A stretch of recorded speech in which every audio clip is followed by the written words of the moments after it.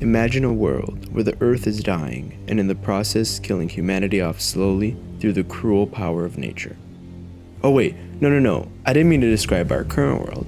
I'm talking about the world of Frostpunk.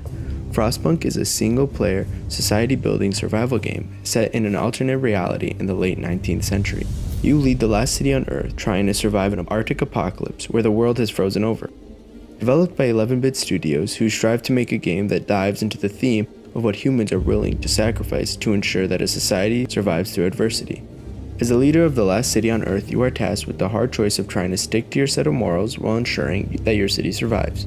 Will you try to treat your citizens fairly, or will you rule with an iron fist to ensure survival? Hi, I'm Lucas with Totally Relevant Reviews, and today I want to review the depressing yet beautiful game, Frostpunk. The first thing I want to talk about is the setting of the game. Frostpunk is set in the late 19th century as the world faces an Arctic apocalypse.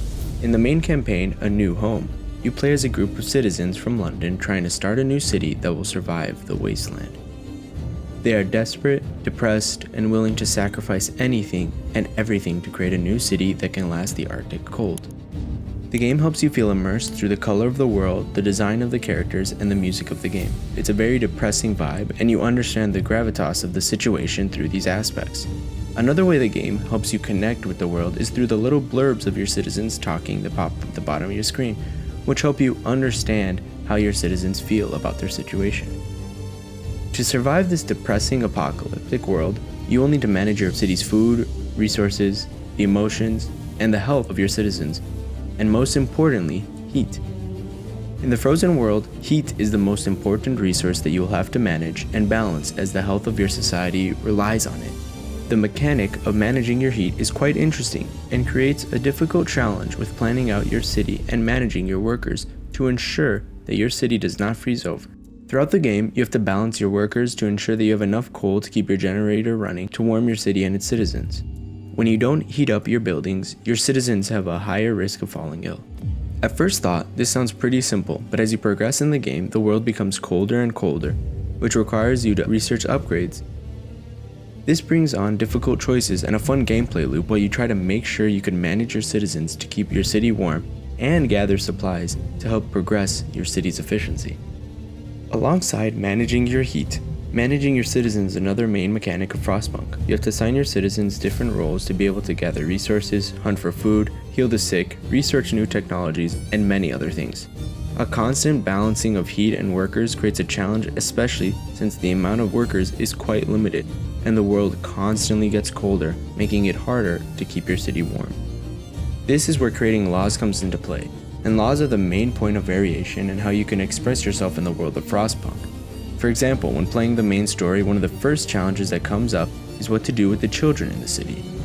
As the leader, you could choose between making the children work or building shelters to keep them warm and safe. Since I care about the children, I made sure they would be in shelters and not in the mines. This is just one of the many choices in the game where you decide how you govern your city. As the game progresses, you can make more and more choices that dictate how your city is built and run. The laws you enact affect your citizens' hope and discomfort. This mechanic is one of my favorite aspects of the game, and it helps you connect to your city with every playthrough. During my run, I tried to be as just and fair to my citizens, choosing their hope and comfort over straight productivity for the city. At the end of my campaign, I had created a heavily religious city that put a focus on citizens following the religion over their own wishes. It's through these laws that you could leave your mark on your city in Frostpunk, and it's a core mechanic that gives the game the theme of questioning how far humans will go to save society. You must make some tough decisions to make sure that your city can survive. In Frostpunk, there are also a lot of different factors that affect the way you build your city. Since heat is vital for your city to run and function, you have to balance the important buildings around areas with higher levels of heat. When a building is too cold, your workers are unable to work there, and you can lose out on the efficiency of your city. It adds another layer to the city building that help keep the game challenging, where I constantly had to keep in mind that I have to keep my city well heated to function. In my playthrough, I decided to group all the medical posts near the generator, and I created a sector of housing with steam hubs scattered between the homes to balance heat. In retrospect, it probably wasn't the best way to build the city, but it was just fun to figure that out.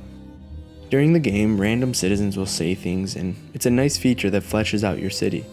It was fun to see your citizens complain about the cold and nasty soup, knowing I was going to continue making crappy soup and keep their houses at the lowest level of cold, just barely not giving them frostbite. Even though the game tried to have me connect with my citizens, I ended up not really caring and just kept them just barely warm enough so they could still work while freezing, so I could research better, different technology for my city. Maybe a way that they could help this, and I heard this is a feature in the new one, but they could add the ability to interact more with them, maybe name them, get you connected to the characters a bit more than just seeing little blurbs and being able to follow their family trees, which was interesting, but not the best to keep me actually caring about them. Another place I forced my workers to go was out in the freezing world, away from the lovely heat of the city. Through exploration, you can learn more about the world through exploring new territories and interacting with things you find in different ways. When you come across a new location, you have different choices of what you want to do. Later in my campaign, I came across a group of 30 children, and being the saint I am, I guided them back to my city. Trust me. Okay, I definitely did not point them in the direction to go and let them fend for themselves in the freezing Arctic weather of negative 60 degrees. I definitely did not do that. Later in the game, when I had already set up my religiously led city, a large group of survivors came to my city for refuge. Again, as the saint and religious figure, I accepted them all with open arms. Except the sick of the group.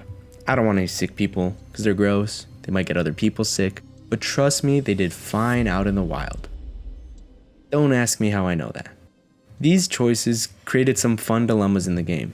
Many of the decisions you make can affect the discontent and hope of your citizens. A main beat of the story is that some of your citizens start to ride and plan to leave the city to go back to London. This is where a lot of decisions come into play and where you could decide how you want to form the laws of your city. As I mentioned before, I chose to be a religious city that forced everyone into following the religion, and I eventually placed a law that made me the religious leader that can do no wrong. This added a lot of new laws that I could enact and choices that I could make for how I wanted to deal with the problems my city faced. Making sure everyone is heated was a cool way to increase the difficulty of the run as you got deeper through your playthrough. But at certain points of the game, the heat mechanic became an afterthought, as I was comfortably producing enough coal to keep my city warm, and I could just focus on the other aspects of progressing my city. And even though I liked researching new technology and the benefits for my city, the main campaign you can play felt too short to be able to research all the buildings and tech I wanted to.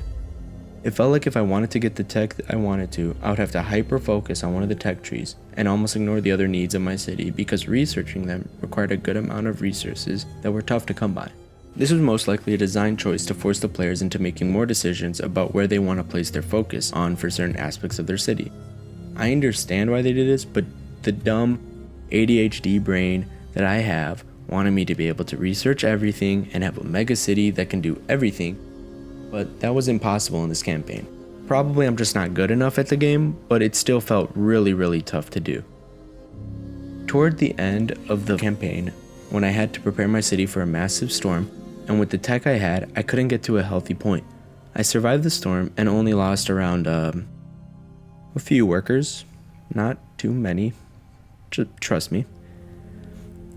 It would have been very difficult to actually prepare every aspect to ensure none of my citizens died. The worker management is simple but many times frustrating. As your workers got sick, they would have to get treatment, rendering them inefficient at work. Even though I could select the exact workers at each post that were sick and send them home, I couldn't replace them with healthy workers even though I had some available. It became frustrating seeing my resource production drop in efficiency because some of my workers had the cold and I couldn't fire them because the game wouldn't allow me to replace them with the healthy workers. Also, even though I had fun with the choices, many times the choices seemed to have no consequences.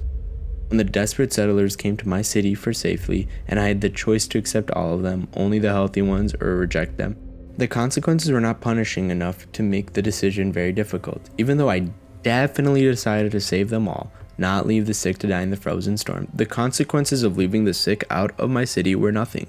I didn't receive a discontent effect or a negative drop on my citizens' hope meter.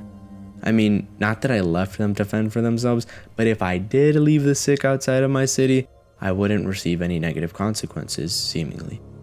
Even though it helped the game be a bit easier, it would have made some of the decisions harder if there were negative consequences and drawbacks to every decision I chose.